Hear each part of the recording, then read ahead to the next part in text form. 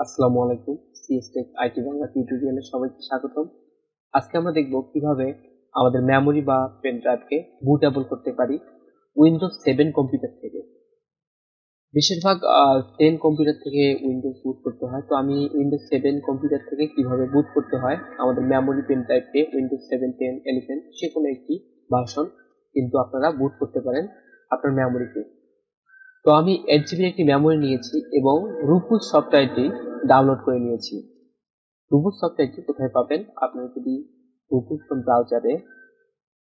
Chrome ব্রাউজারে যদি search করেন রুপুস রুপুস রুপুস থেকে যদি সার্চ করেন Rufus for download Windows 7, Rufus for download Windows 7 লিখে সার্চ করলে আমাদের সামনে রুপুস সফটওয়্যারটি কিন্তু চলে আসবে এবং যে কোনো একটি রুপুসটি আমরা 7 এর জন্য ডাউনলোড করে নেব। যদি আমরা 10 ভার্সনে এটি বুট করতাম তাহলে 10 এর জন্য রুপুস লিখেই অফিসিয়াল সাইট থেকে ডাউনলোড করতে পারতাম। তো আমরা 7 এর জন্য এটি রুপুস ডাউনলোড করে নিয়েছি। এখন এটাকে আমরা ওপেন করব। ডাবল ক্লিক করে ইয়েস করে দেব।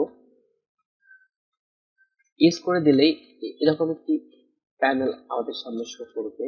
এখানে আমরা 8 জিবি একটি মেমোরি দিয়েছি। 8 জিবি মেমোরিটি অটোমেটিক কিন্তু সিলেক্ট করে নিয়েছে।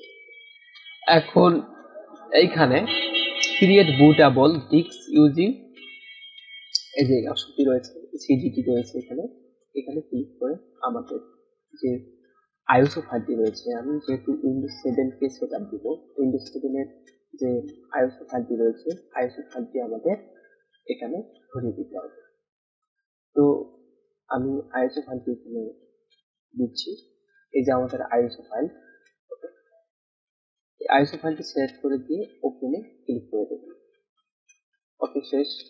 ওপেনে ক্লিক করে আমাদের কিন্তু আইএসও ফাইলটি এখানে ইনপুট করা হয়ে গেল।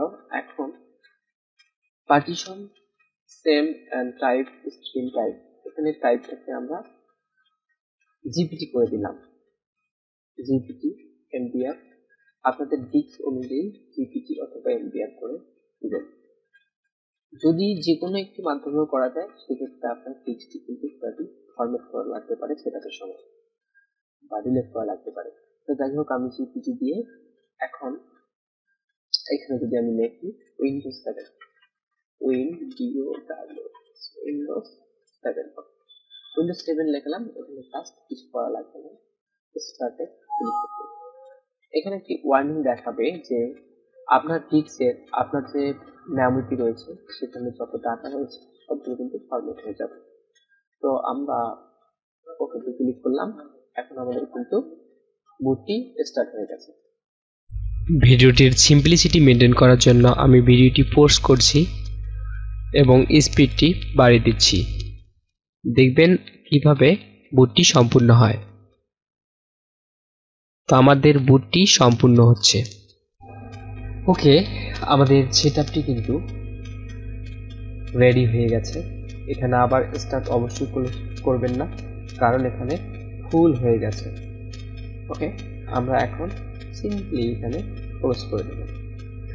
তাহলে আমরা যদি এখন মেমোরিতে যাই, এই যে আমাদের 7টি কিন্তু বুট হয়ে গেছে 8 জিবি মেমোরিতে। তো আজকের ভিডিওটি এই পর্যন্তই।